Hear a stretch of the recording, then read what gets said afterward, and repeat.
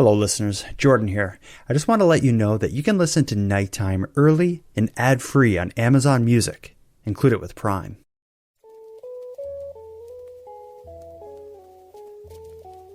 You are listening to Keep Canada Weird, a weekly weird news roundup by the Nighttime Podcast.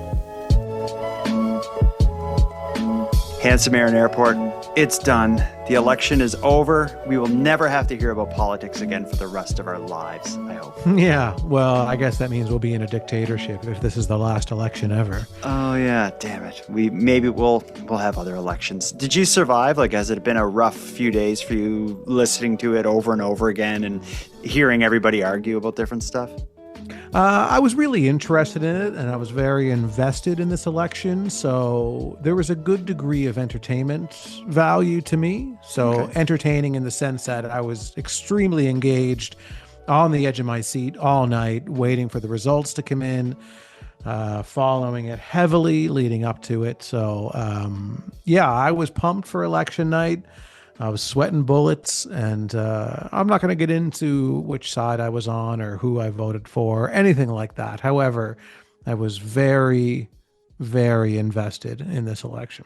Yeah, I stayed up watching it as well. I always do. It's it's interesting, but I just think like this election in particular seems to be the most like divisive one that I ever remember. And maybe that's just because I'm older and I'm paying more attention to it now, but this one felt different. And I'm just hoping for the sake of society and humanity that people can find a way to come together after this. We have so much negativity in the world that I just hope, I don't know, I hope things stabilize. But what I did notice is that on our show here on Keep Canada Weird, we focus on unique and offbeat news stories that played out across Canada over the past week. And I will tell you, when going through the week's news over the past week, 99.5% of it related to that election. But that didn't stop us. We have some amazing stories tonight. I sincerely and genuinely mean it. I think tonight is going to be an amazing episode. But before we get to the stories, let me ask you right off the bat, what do you got in your cup? Do you have a special drink? You know, I felt I really delivered last week with my special drink when I was getting effed up on wine. Yeah, that's right. I did a lot of editing last week. No, I was bang on, to be honest. Sure, that's what every person who's drinking wine thinks. No, I was good. I was hitting home runs left and right. I'm sure the listeners were rolling over in their beds or their couches, listening to the show, laughing, and then being like, he's so insightful.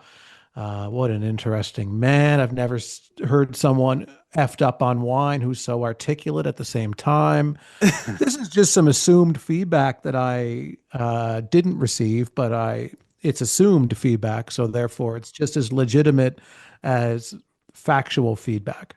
That's true. I will say, like, I didn't get any messages along those lines, but when people send voicemails at nighttimepodcast.com/contact, on occasion there are errors and I don't get them. So maybe there was some kind of technological problem that prevented that glowing feedback about your performance from coming through. Well, it can be very hard to leave a voicemail when you're so excited from a previous episode that you just listened to, and your hands could be shaking and you could be kind of stumbling through it. So maybe in a few weeks, when the listeners calm down and relax from that episode, they'll be able to leave some proper feedback.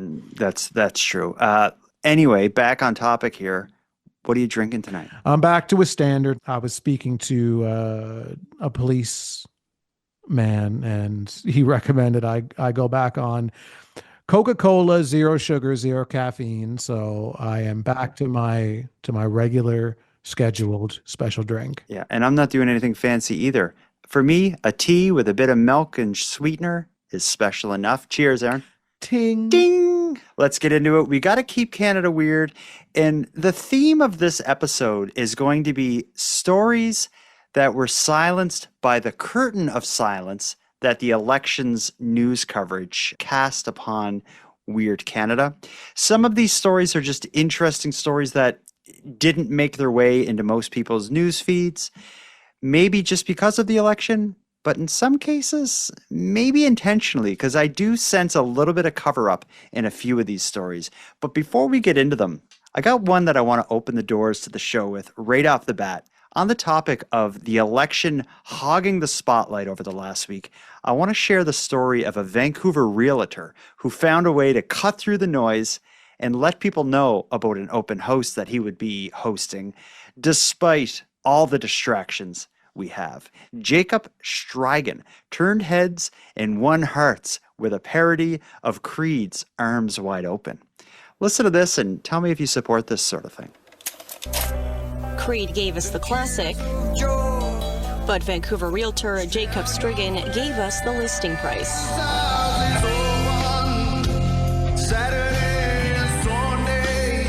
He advertised this North Vancouver condo in his own creative way.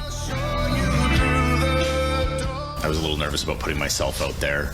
I was worried that it wouldn't be received well. Which turned out not to be a problem. In just 7 days, the video has garnered more than 5,000 views and lots of support. I've always had the urge to try something different and break out. Iconic tub from the video, and of course the kitchen sink.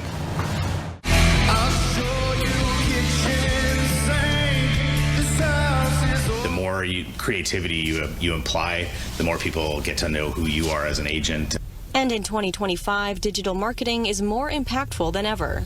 Jacob says besides the clear inspiration from Creed, writing and vocals were all him. There was no AI involved in this song at all. Jacob's message to those wanting to branch out: just go for it. I've been really successful in taking a lot of risks in my life. If you have an idea, if you think that you can do it, don't let yourself be too worried. And as for any upcoming music for his new fans to look forward to, I've got a couple other songs in the works. I'm working on a song right now that should come out in May. And then I've got a Michael Bublé song that I'm working on, but I haven't quite got the right listing for it yet. So though some agents host open houses, this one will continue to sing about it with his... What's the verdict? What's the verdict? I commend him on the extreme amount of effort that not using AI and producing these types of high production videos would be to sell one house, right? So price of a condo in Vancouver sky high. He's getting a good commission on it. He has a lot to gain by selling the condo. But that said, I commend him for trying something different and taking a risk and doing something. I think that's cool. I would be, if he was my real estate agent and he made something like that, I'd be like, all right, like this guy is trying to make something happen. Right. Here's where I think he's going to land some issues in terms of if he's going to try and maintain this and be like, this is my, this is the way I sell homes now, is making music videos and recording parody songs. It's going to consume so much of his time. And if you're a successful real estate agent in no matter what town that you're in, you are extremely busy. You're constantly going from listing to listing, dealing with clients constantly, dealing with lawyers, dealing with paperwork.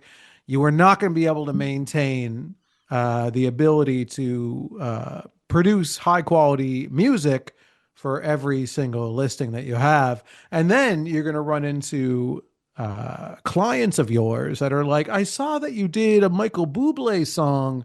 How come my house didn't get a song?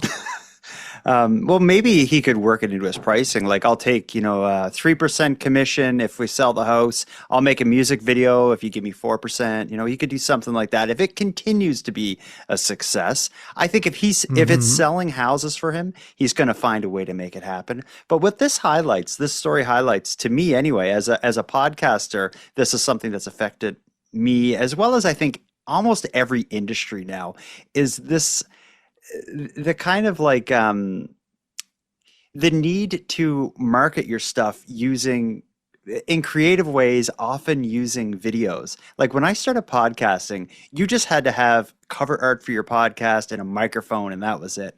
Now it's like when someone hears podcast, they're picturing video of two people sitting down, and then like they're on TikTok and stuff, and there's like short clips of the podcast. And just the innocence of just audio existing somewhere has kind of died. Real estate agents have the same mess where they have to make fancy videos now. I'm sure like every profession, they need to do videos, short videos, and go viral to make anything happen. But I commend them. How would you react as a client? You're trying to sell your house and you text your real estate agent and they said, I can't get to that right now. I'm busy in the studio. You know what? I've bought and sold houses. As long as if that agent is selling a house for me, I would say you be busy doing whatever you got to do to get that money in my bank account. If you have to sing parodies of Creed, let her rip.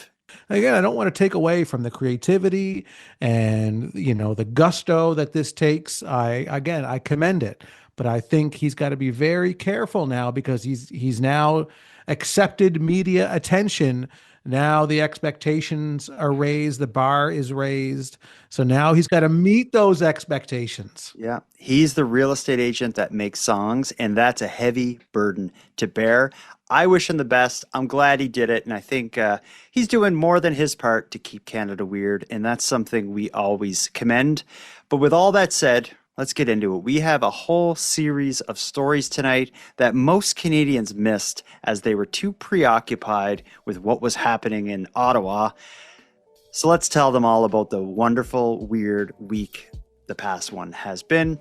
First, let's take a quick break. When we get back, we're going to hear about 2 cover-ups that occurred over the past week. We'll get into them right after this short break.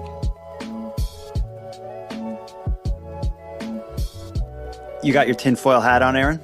Yeah, it's covering my bald spot. I want you to pay close attention to the next 2 stories because I can't help but feel like there's more to both of these than meets the eye.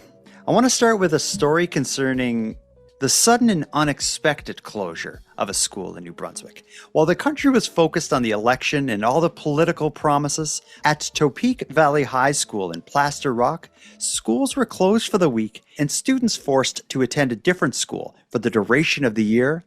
And they say it's all because of a bat infestation. Here's the story of the bats in New Brunswick. The closure of Topeka Valley Middle High School for the remainder of the academic year will see the relocation of 134 students and 22 teachers. The Anglophone West School District made the announcement late Friday, saying the closure was needed to provide a safe learning environment and remediate the bat issue, which has been a problem in the building for several years now. I had been locked in my homeroom myself because of a bat roaming the hallway. I was doing my co-op cleaning the kitchen and I stepped on a bat. It just come out of nowhere. On March 17th, students were let out early after bats were reportedly flying around the building.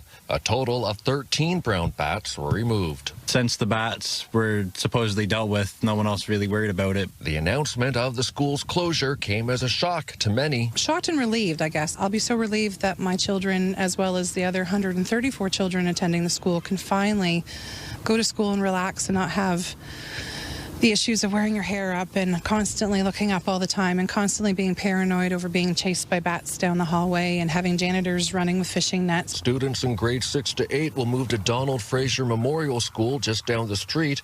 High school students will travel to Southern Victoria High School in Perth Andover, about 40 kilometers away. Topeka Valley students are disappointed to not be finishing the year in their own school. But I'm also very grateful that I have a facility that I can go to that's a learning environment. Students will have the rest of the week off before going to their new schools next Monday. So there's a few ways we can break down this story. First of all, I don't want to be crazy, but let's say if there was a vampire attack on a school in rural New Brunswick and they wanted to cover it up. Is that how you do it? Cover it up. So the people don't freak out about the vampires. So people think, these are vampire bats then is what you're suggesting? I just feel like there's something odd about this. It's not odd to me. It's an infestation into a building that's probably old and has a lot of nooks and crannies that something like a bat could easily squeeze into for shelter and then start nesting. And then next and I thing think you know, they breed I think they breed quick as well. Like bats, they're just like rats and mice with wings. Like I think they breed really fast. But to have them all around a school, like what a weird thing to be infested by. But I should also say, I do know that the bats involved in this are an endangered species, and that's part of the problem. They can't just kill them. What they have to do to get rid of them is, I guess there's some kind of mist or gas or something that they pump through the building and through the attic that it doesn't harm the bats, but they don't like it. So they all fly out. And then when they're out of the building, then you seal up all the holes so they can't get back in. So you just got to trick them. Wow, that's not very nice to trick the bats, though. This could really, if they don't handle this with delicate gloves and be respectful to the bats, then the animal uprising might come sooner than we think. Yeah. Or it could turn into a vampire kind of situation if vampires are real. If they are actually vampire bats, according to your theory, then I would be extremely concerned of Count Dracula and Count Chocula and what are some other famous vampires? The Count from Sesame Street. The Count from Sesame Street. That's another great one. He's violent. And actually, this is a high school. The Count from Sesame Street would fit right in there. Oh yeah, he's probably teaching some of these classes actually. The math teacher. Yeah. One bat infestation. Two bat infestation. Yeah, it's an interesting story, though. I think the biggest lie told in that whole news clip, though, was there was a student at the very end who talked about like they ended up closing the school. They had a week off, but she was just relieved that she would have a good learning environment. I guarantee every kid in that school was just pumped to have a week off school because of a ridiculous thing like a bat infestation. Yeah, but you do always, in every class, there's always one or two keeners that actually are disappointed that school is canceled. Yeah, I guess you're right. See, I didn't need an in-service or a bad infestation for me to miss school. I just didn't go. Like, my belly hurts, Dad. And then, all right, you could stay home. Oh, no, it wasn't that. No. I didn't have to say anything because my dad left for work at 7 a.m. So he'd wake me up, be like, get up for school, see you later. And then he'd leave for work, and then I'd just go back to bed. Well, that makes it easy. And I should say it's my father's birthday today, just before I came here home to record. I was at Eastside Mario's enjoying a nice birthday celebration dinner with my father and my sisters and my nephews. And oh, that's nice. Yeah, it was a nice time. It's funny you say that. 2 comments on Eastside Mario's. One, do they still do the free bread at the beginning? You still get the bread? Yeah, we did. Good. And my brother-in-law was there as well, I should say. So good. I've been filling up on that bread before my meal comes since I was a little kid. Oh, really? Yeah. The bread is tasty. Yeah. The menu is a hit or miss menu for sure, but there are a couple good things on there. But I won't want to spend too much time on Eastside Mario's because they're not Robin's Donuts, so they're not getting the royal treatment on this show. I just want to say, though, this just brings up something I thought of earlier. We've been starting the show for the last year or so with special drinks.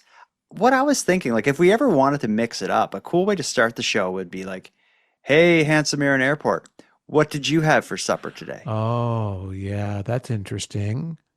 Let's test it out because I don't know what you had. So let's organically test that out right now. I was like, oh, hey, Jordan. Yeah, no, I don't have a special drink, but tell me, what do you have for supper today? Actually, I don't think this segment will work because one of my kids got a 10 nugget meal from McDonald's and I ate his fries. So you had French fries for supper? Yeah, a big thing of French fries. And they had like a special like spicy sauce. So I dipped it in. It's called. Oh, that's exciting. What did you have? That's really interesting, actually. We should do this segment. What did you have at Eastside Mario's? I had a balsamic pesto chicken pizza. Okay, that sounds good. Interesting. Yeah, the segment works. Isn't it interesting? Yes, it is. Hey, thanks for saying that, because I thought when I ordered it, it was very interesting. And actually, I will point this out. A lot of people at the table commented on how good my food looked and that they wished they had ordered it. And I even gave my sister a slice of my pizza because it was a pretty big pizza.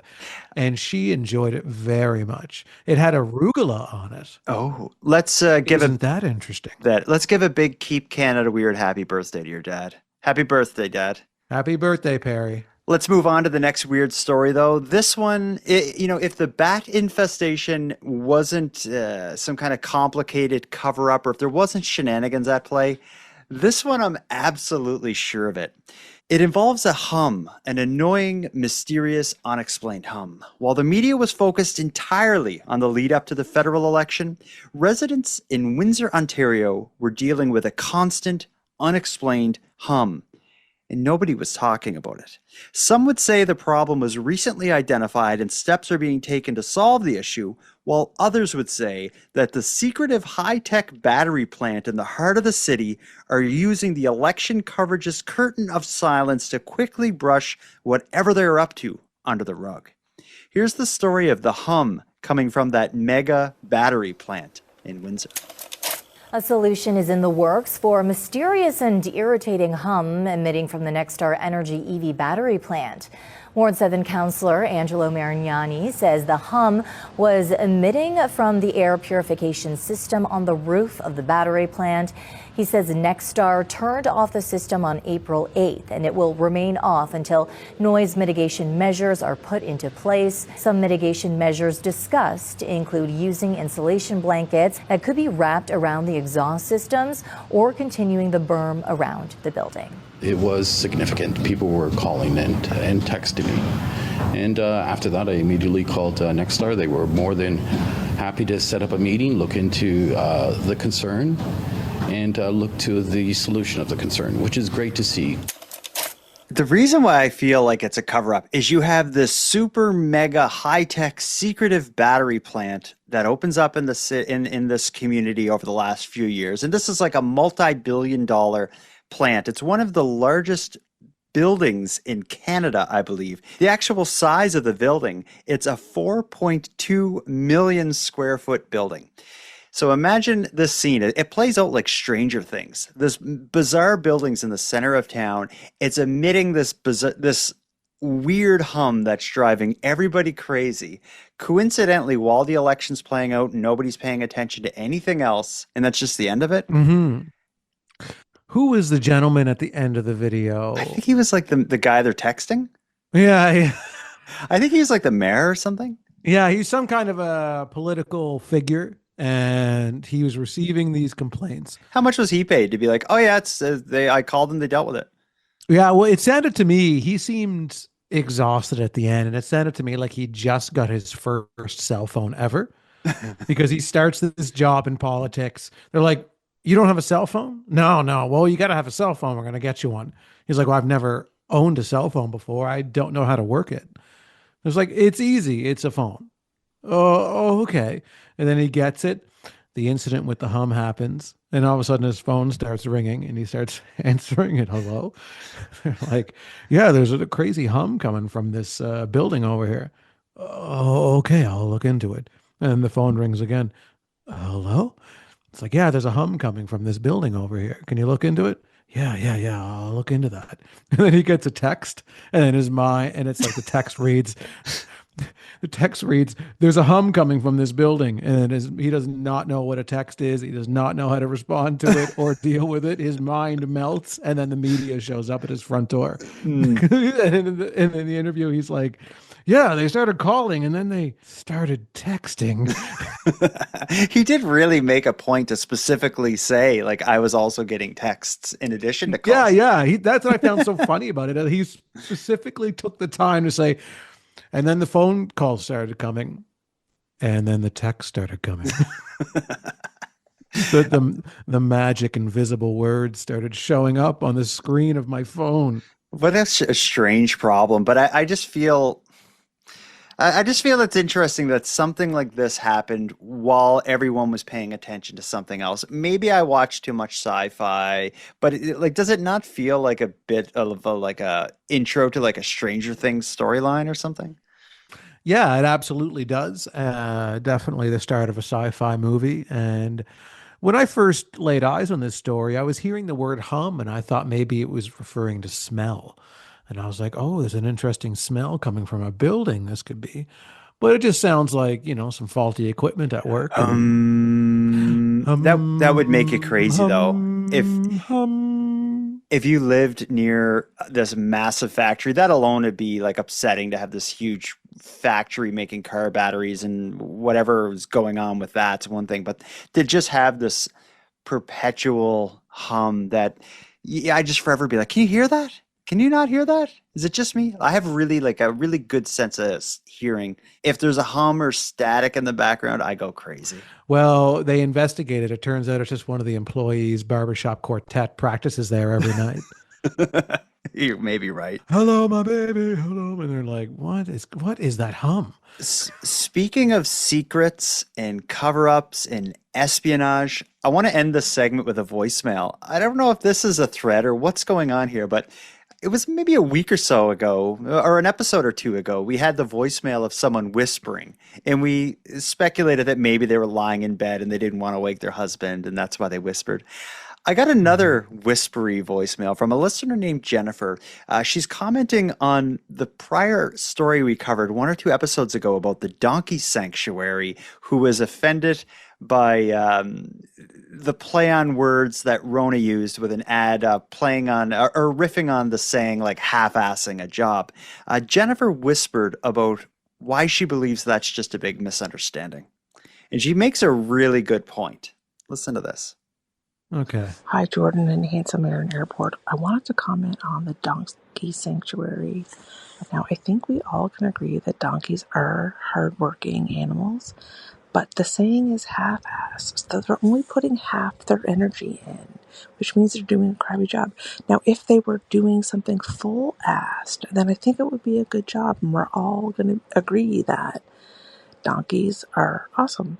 So I really think that her outrage is a little bit misplaced, and she didn't fully understand that when you're half-assing something, you're not giving it your full donkey potential. Anyways, I hope this clarifies things for her, and we're all on Team Donkey. Go Donkeys. Bye. So before let's first comment on what she's saying. She makes a great point. When you say half-assing something, that means you're giving it half the effort that you could. You're just like, phoning it in, so to speak. Where the person from the donkey sanctuary, they were offended because donkeys are smart and they're used for all these jobs and, around the world or whatever. Jennifer whispered a very good point, is that they're saying half-assing a job, only putting half your effort in. A full-ass job would be a good job, like a donkey could do. So I think Jennifer makes a good point. I have no idea why she needed to whisper it, though. I do. I know exactly. I knew you would. That's why I know exactly. It just dawned on me. I know, because I was like, why are we getting another person whispering? And so we had theories as to why our previous caller had whispered the other week. So I know exactly why Jennifer is whispering, because she's praising donkeys. She works at a horse stable.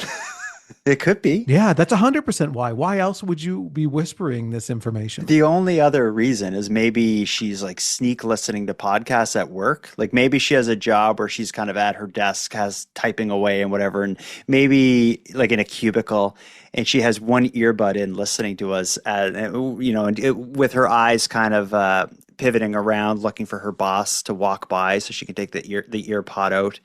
And maybe she just felt compelled to leave that message and wanted to do it right there from her cubicle. So she decided to kind of lean down a little bit as if she was grabbing something out of her purse, held open her phone, went to nighttimepodcast.com/contact and whispered what she had to say.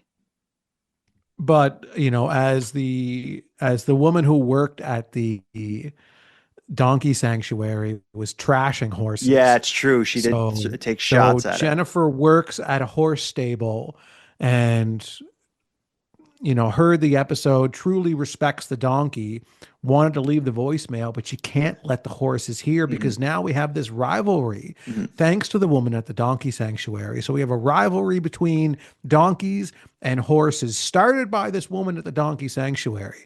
So now poor Jennifer has to whisper her praises to donkeys around the other horses. Yeah, it's a mess. She'll get trampled if they hear that now. I will say that this is the only Keep Canada Weird is the only podcast series that it makes sense to whisper about donkeys to, and I'm proud to be a part of that. Yeah, it's either that or a good deal of our listeners listen while they're using the bathroom in a public stall. It could be that. And they have to whisper so the people in the other stalls don't hear what they're saying. Yeah. Let's take our second and final break of the night. When we get back, we have a duo of stories related to Canadians being under siege.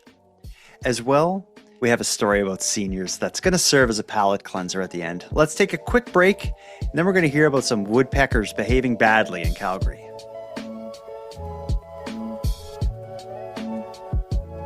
Handsome Aaron Airport, the front lines of the animal uprising seems to have shifted to Calgary. Some Calgarians say they're under siege by an unlikely invader, a small woodpecker named the northern flicker. As these woodpeckers prolifically tap on the exterior of homes, many in Calgary are finding both their siding and their sanity is being slowly pecked away. Here's the story of the woodpeckers that have taken Calgary under siege. It's one of the last things you want to hear outside at 5 a.m. And this noisemaker isn't just loud, it's trying to move in. And that big hole, that's basically right outside my bedroom. Meet the northern flicker, a type of woodpecker. This couple has been introduced and has already seen enough. We're struggling right now just because the day-to-day activity from the bird is kind of hitting our brains and our mental pretty well. All that noise is a flicker attempt at attracting a mate. And the birds are also known for pecking their way into homes, mainly ones with stucco siding, looking for food or a place to nest. 34, 35, 36, 37 holes. Nothing seems to work. These guys are persistent. One Douglas Glen family is at its wit's end. They can't hurt the flickers as they're protected under the Migratory Bird Act, and solutions like spray foam haven't done much. And the insurance company told us that it is considered a pest, so they don't cover pests or any damage caused by the pest. Fixes aren't cheap. One company uses a coating to keep the birds away, but each job takes a week. We apply the coating and then we have to refinish it with the same color and the same texture to match with the existing, right? So there's 3-4 steps. This year we've been getting, I would say, 25 to 30 calls a week. For those who don't have $20,000 lying around, experts do have some recommendations. Take a look at what their needs are. See if there's a way that you can provide those needs that distract them away from the side of your house, the side of your shop. Nesting boxes can be made, or the nearby area can be naturalized in an effort to encourage flickers to settle elsewhere. Remember to repair any holes immediately, and if the birds still come back, consider netting. Mating season typically runs March to May.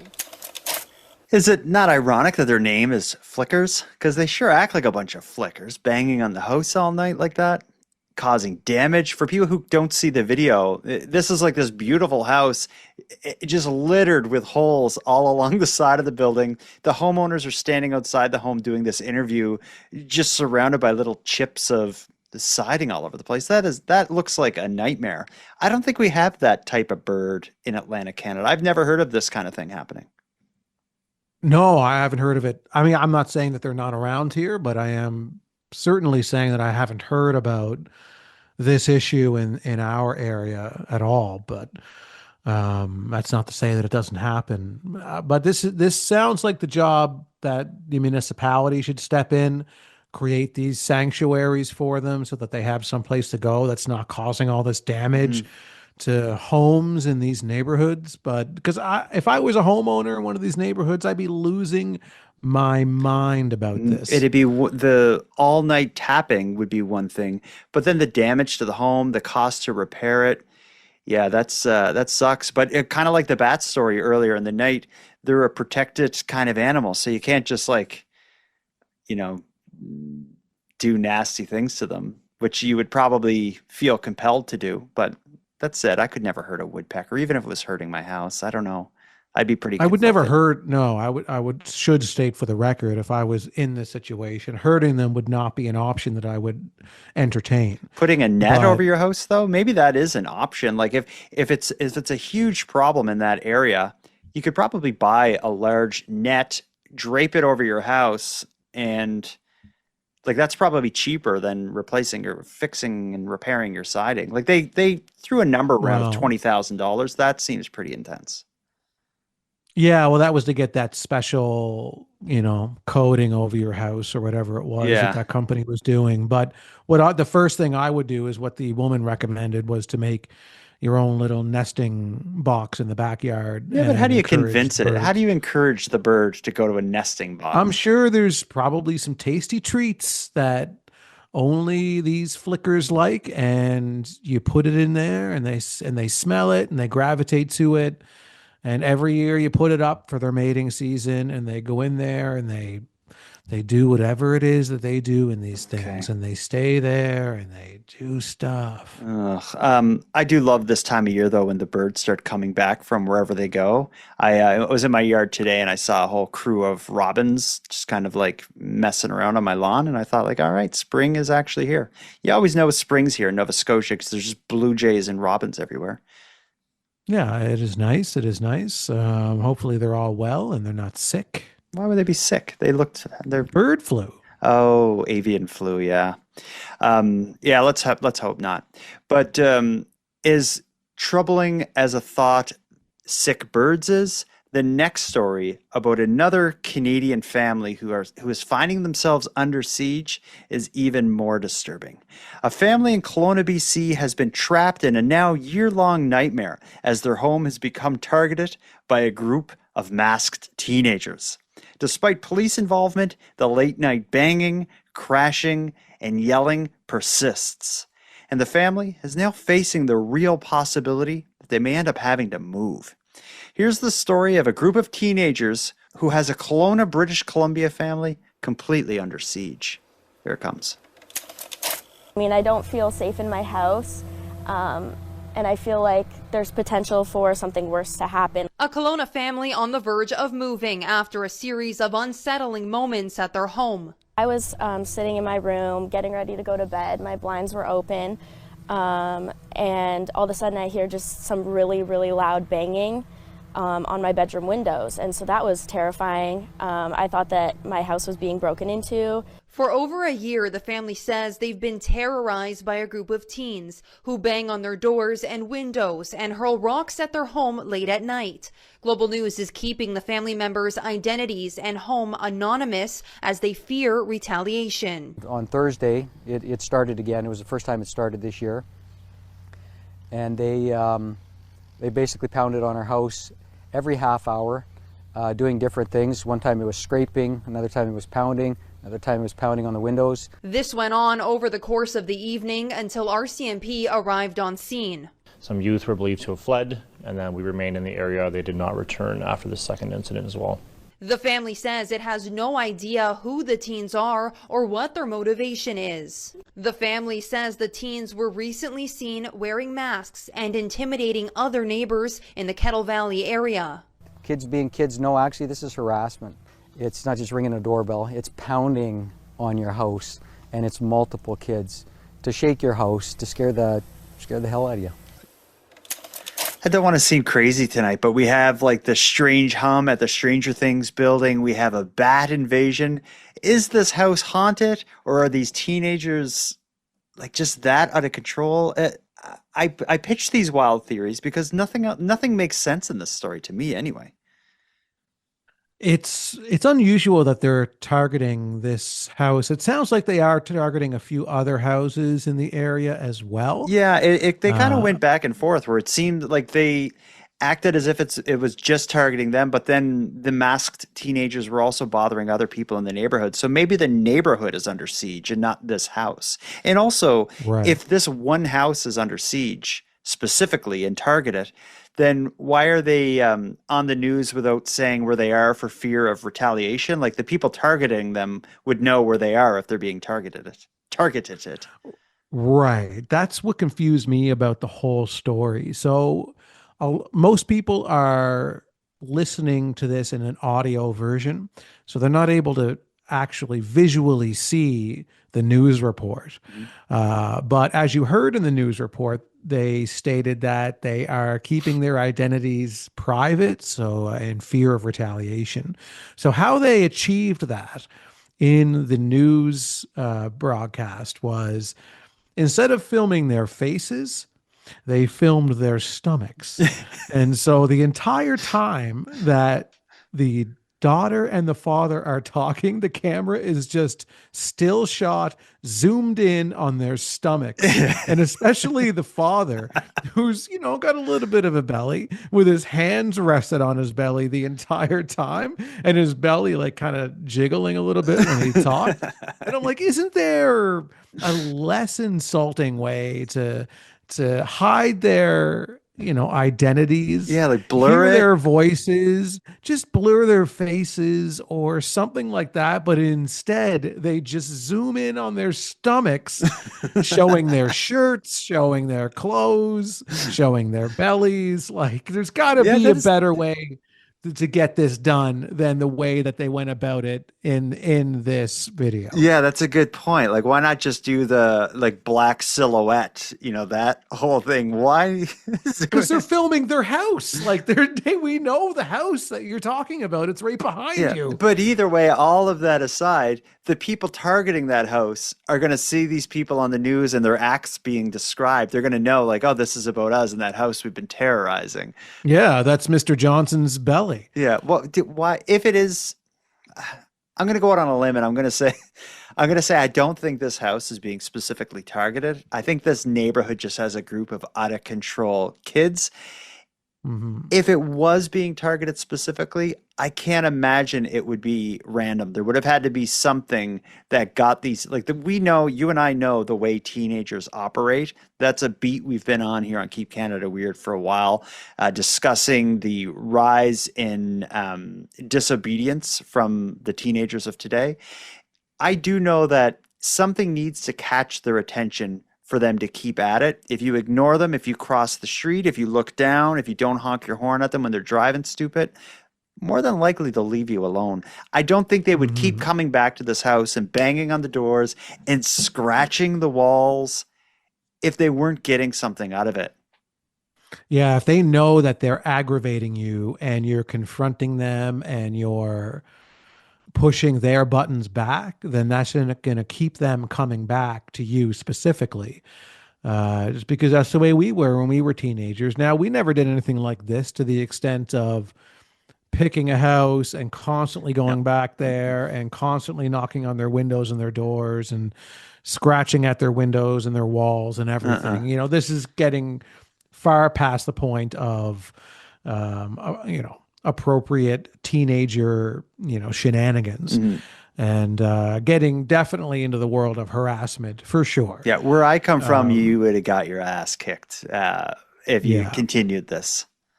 This is the teenager uprising. We don't have a better name for it yet. That's what you say, but I say it's the teenager decline or the teenager downfall, because I feel like teenagers want to put an end to civilization. You can't say teenager downfall because that implies that the teenagers are going through the downfall when they're on the upswing. Well, the teenagers, I think, are trying to see to the downfall of society. It's almost like this sort of anarchy that they want to bring about. So I feel like it's the teenager agitated downfall of Canadian culture and society is maybe what it should be. But that's a little long-winded. That's wordy. Here's one. I'll throw this one at you. Maybe the listeners can weigh in on it. What about we just call it the puberty problem? No, actually, I really like it. Yeah? Okay. Yeah, Keep Canada Weird is often discussing the puberty problem. And we want to hear from other people affected by the puberty problem. Okay, great. This is rolling off the tongue. It's sounding catchy. Okay, I think we're in the right ballpark now. We will definitely get some weird reactions from listeners who come in late into this series, though. Yeah, they keep talking about puberty on this show. Why? The puberty problem. They talk about woodpeckers and puberty constantly. I like it, though. I like it. We also talk about seniors a lot. And yeah, we need a name for that. I just call it the joy and bliss of seniors living their best life. Yeah, but you have a strange attachment to this because you like to watch seniors just doing things. Yeah, you like to watch them do normal things. You enjoy it. You just sit there and watch. I don't even want to hear about it because we have a palate cleanser tonight. We can't end the episode with hearing about teenagers terrorizing this family. I found a palate cleanser, and yeah, I do like watching seniors do different things, and that's going to be quite apparent because I pick the stories, and this is the story I'm picking to go out on. If you've been following the NHL playoffs like I have, specifically the LA Kings versus Edmonton Oilers series, you may remember an odd performance of the American national anthem from a game last week. It featured a group of senior citizens performing the American national anthem on harmonicas. It was kind of odd, it was sweet, it was cute. Well, the seniors at a retirement home in St. Albert, Alberta are not going to let their favorite team down, and they just went viral for a kazoo performance of O Canada to support their team, the Edmonton Oilers. Here's the news clip about the senior citizen rivalry over national anthems. Here it comes. This is the most talked about national anthem performance of the NHL playoffs. And so I thought to myself, like, if they can do it, those seniors, like my seniors can definitely do that. Armed with kazoos, seniors at Everett Gardens in St. Albert performed O Canada. It makes everyone happy and cheerful, you know. Even when we were playing the kazoo, I could see the other residents smiling. That was something different for them to see. Recreation manager Lori Carey says they picked the kazoo because it didn't require a lot of musical background to play. Put it up to your lips, hum it, and so on. It's hard. I have a hard time playing the radio. About a dozen seniors took part in a video to post to their social media accounts. We actually shot that video. If you can believe it, that was the one and only take that we did. Who do you think played better? Oh, us, for sure, for sure. And we didn't practice. We were cold and got up there and did it. The seniors have put out many fun videos over the past couple of years showcasing their Oilers pride. Like, it's just so heartwarming to see that you can have fun at any age, right? The seniors now hopeful they too will get a shot to perform at an Oilers game. That'd be a challenge, interesting. Why not? We're only young once. That would be great. We'd love to do that, for sure.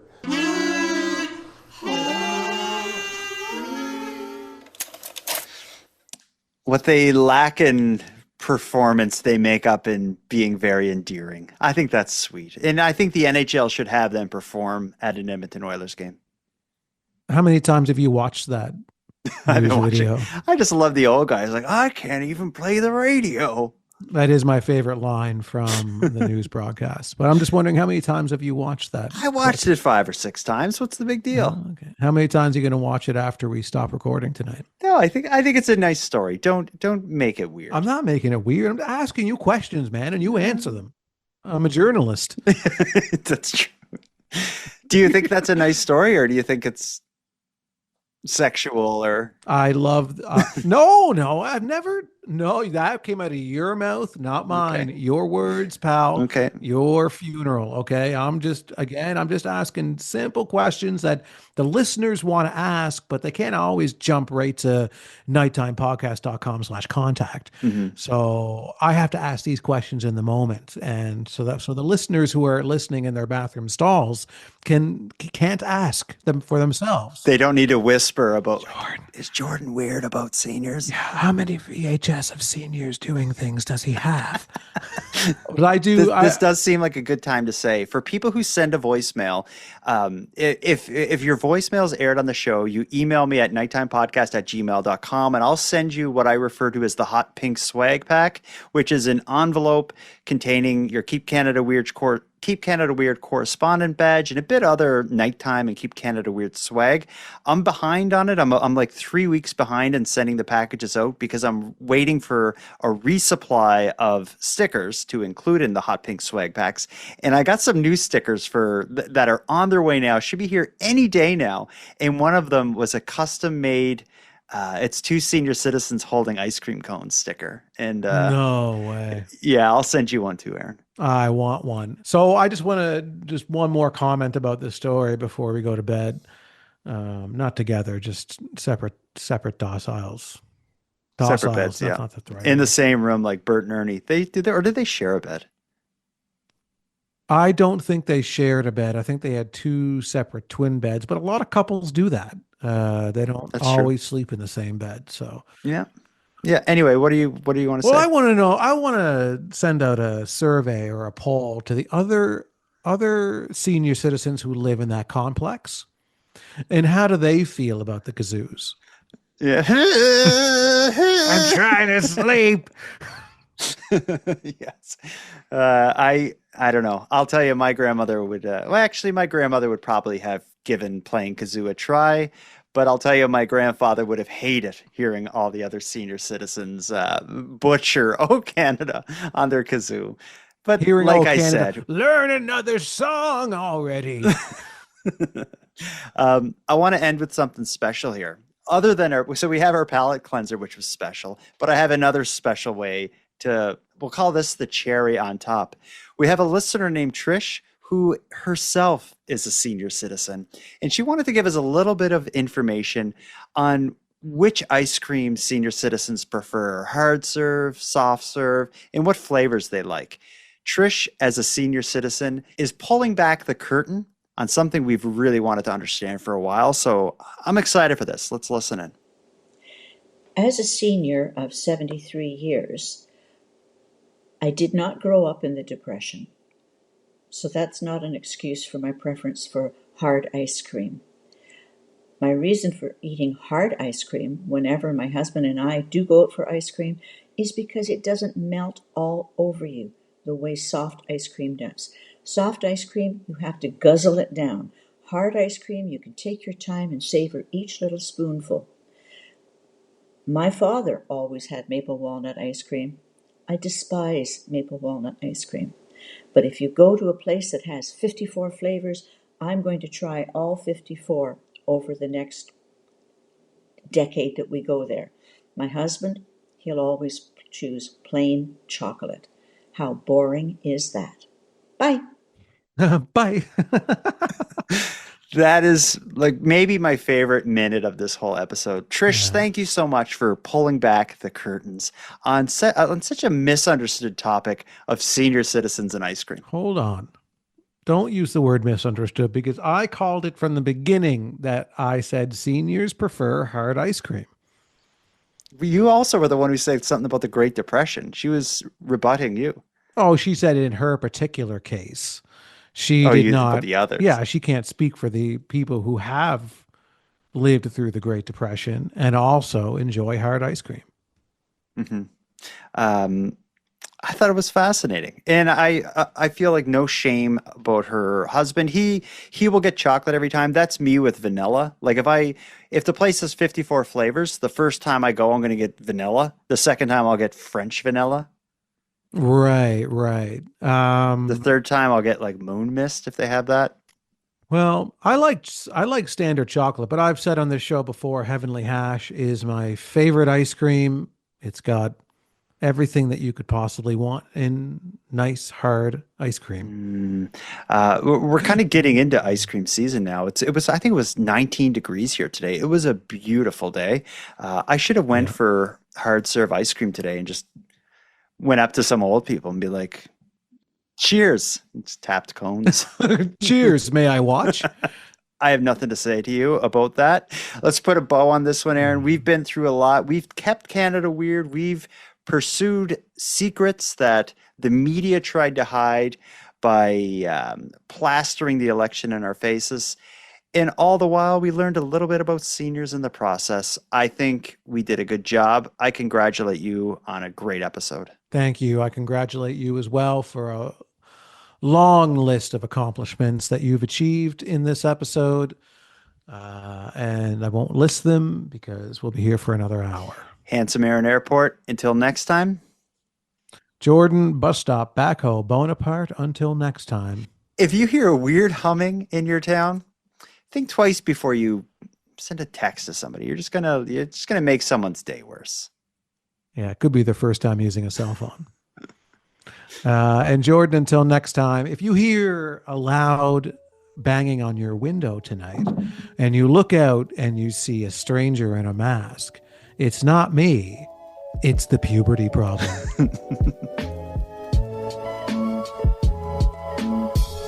I want to thank you for helping Aaron and I fulfill our mission to keep Canada weird. If you've got a news story from your area that you'd like to share with us, or have any thoughts or theories or opinions on anything we discussed tonight, we'd love to hear from you. You can contact us by using the voice recorder that can be found at nighttimepodcast.com/contact. And on that topic, I want to give a big thank you to this episode's correspondents. If your voice message was aired tonight, you can email me your address. My email is nighttimepodcast@gmail.com, and I'll get a Keep Canada Weird badge and swag pack sent out to you. I just ask that you wear the badge proudly and responsibly. Next, a big thanks goes out to Aaron for another great night, Nicole for the intro and outro voiceovers, and Monty Data for the outro version of O Canada. And then, of course, a sincere and massive thank you goes out to each and every one of you listening.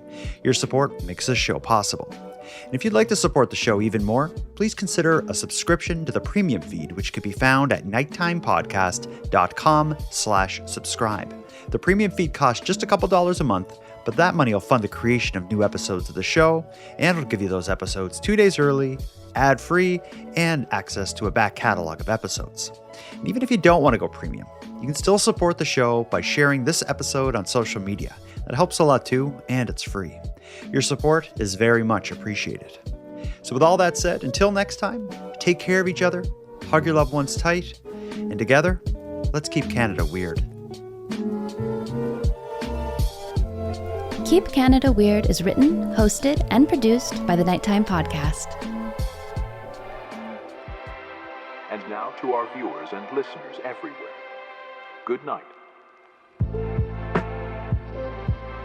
I want to take my sweater off. I'm hot. One sec. I hope you just no shirt on underneath. No, let's see it. Did I show my belly? Just a tiny, tiny bit. Damn it. It would have been awesome if you took your Robins sweater off and you had your Robins t-shirt on underneath. And the Robins tattoo on my belly was visible for a moment. Well, you turned around like 1 second. I just dropped something. You turn around. You got the Robins tramp stamp above your butt. It's just a basket of Robins eggs.